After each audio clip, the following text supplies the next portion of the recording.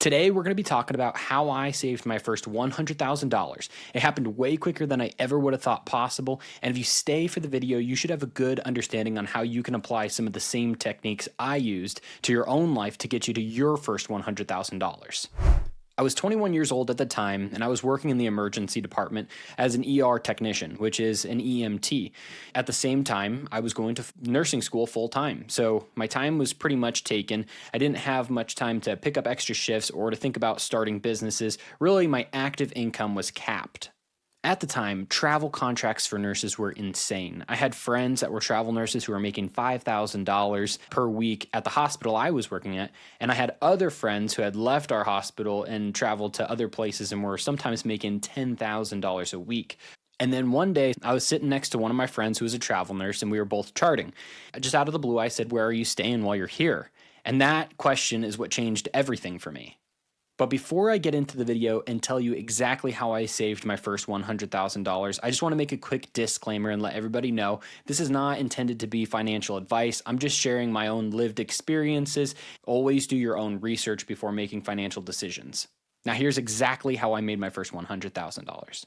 Travel nurses are making premium wages because of the fact that they're sacrificing being far from home and for the fact that it's contract work. It's not permanent or long-term work, which meant to me that they must be renting, which also meant that they must be paying somebody else's mortgage.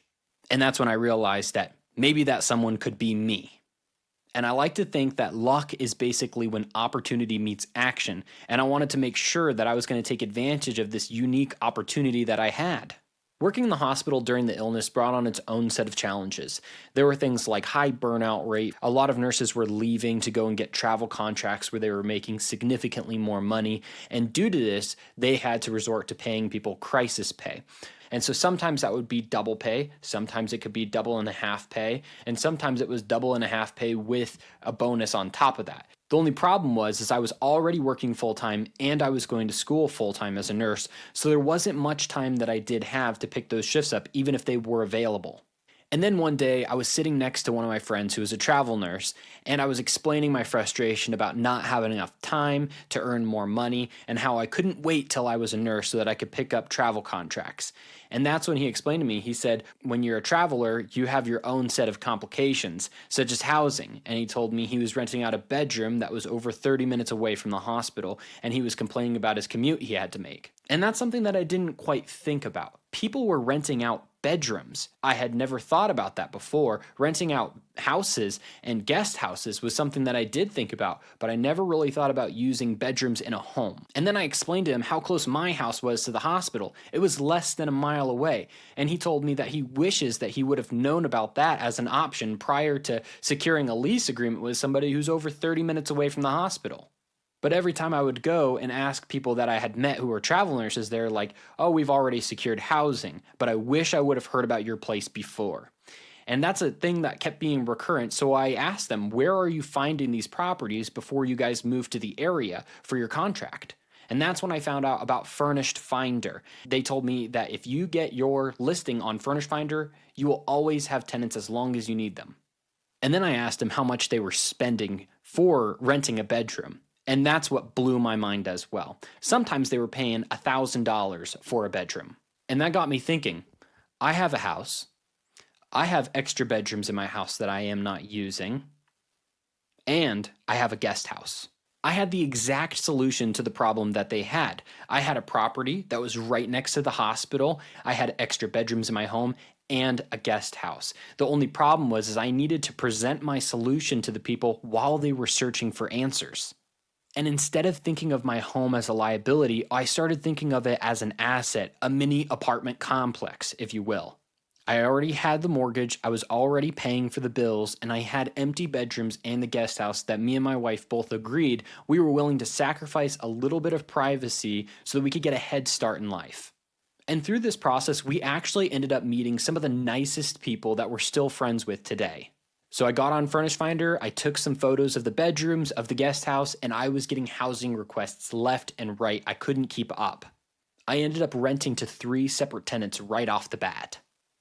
My brother-in-law at the time was doing the same thing because we were both working in the same department, and we became known as the go-to contact for short-term housing for healthcare professionals who are traveling for travel contracts. My house started to produce some serious cash flow, and I took every penny of it and put it straight into the market and pretended like I didn't see any of it at all.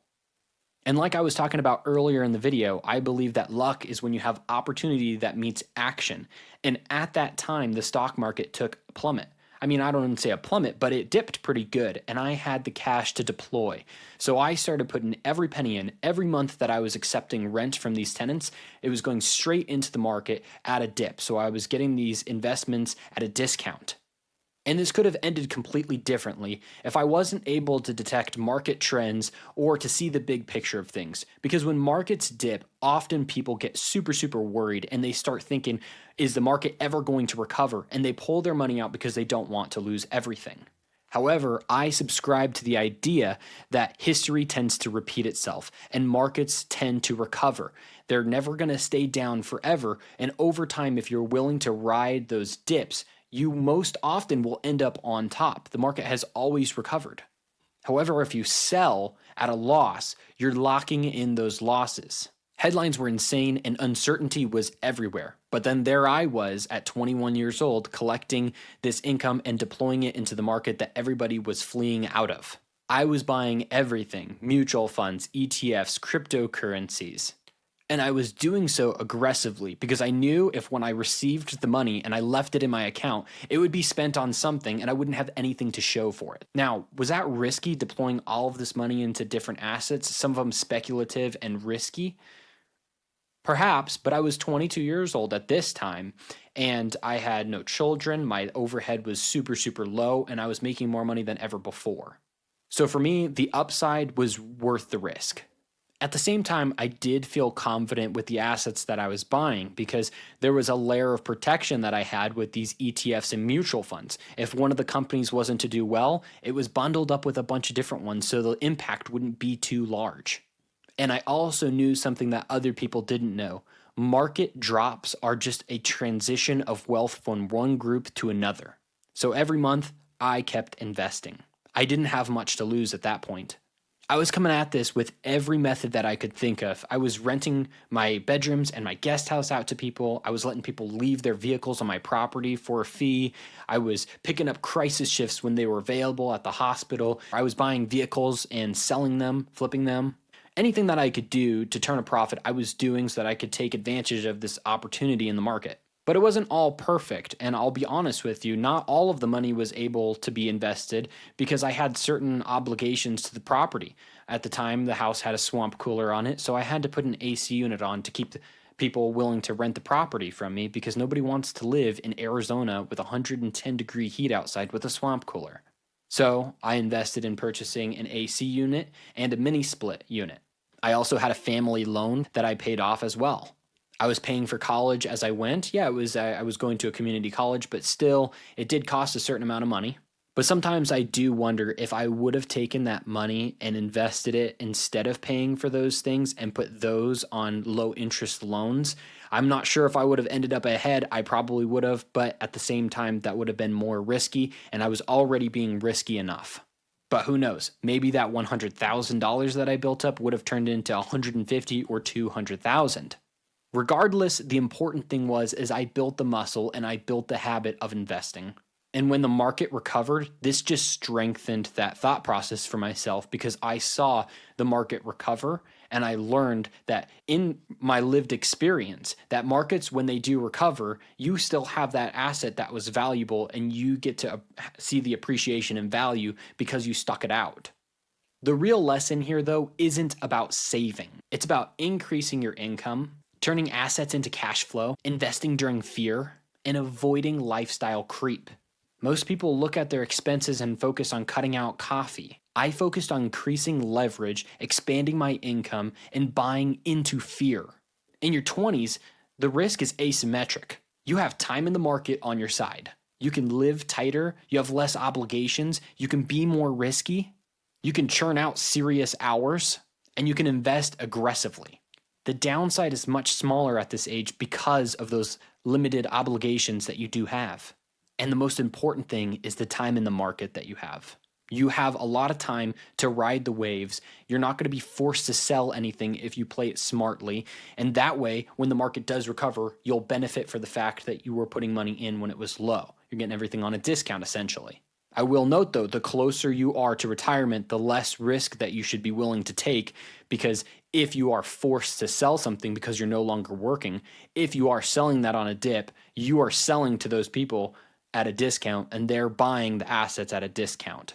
And I do believe in the small wins theory. It's the same thing as a downward spiral. When things seem to go bad, they just get worse and worse and worse. But at the same time, I think an upward spiral can work similarly. When you have one win, such as renting your property out and starting to get real income coming in, that makes you want to make more decisions and fuel the fire and start doing things like working additional shifts to invest more and to start flipping vehicles or to let people rent a portion of your property to leave their car for a certain period of time. You start thinking about things differently and trying to see how you can bring money in to put it into the market, especially when those dips are there. I could have done something completely different though. If I would have never asked them where they were renting from, I may never have found out that they were renting bedrooms, which may have never led me to rent out any portion of my property, which then I wouldn't have had the income to be investing. So then 2 years would have went by, I would have worked very hard, but I wouldn't have as much to show for the work that I did. And the good thing about building an investment portfolio young is it gives you more options in life. You have more flexibility to switch jobs. You can start businesses, take more risks, or just breathe knowing that if your car breaks down, you can afford to repair it. And I think that's what most people want with their money. They're not looking for this lavish, extravagant life. They just want to feel comfortable. It's not about money and it's not about wealth. It's about freedom and security.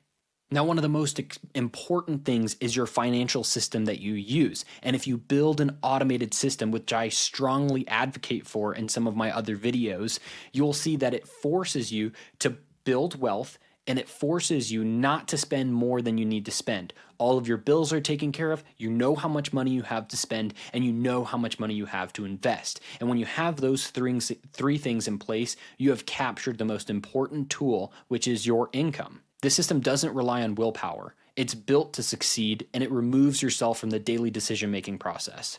And if you're trying to build real wealth and not just expand your income, consider sticking around, because I talk about things about wealth creation, time in the market, and all of these sort of things to optimize your income you have so you can have something to show for it and a good retirement in the future.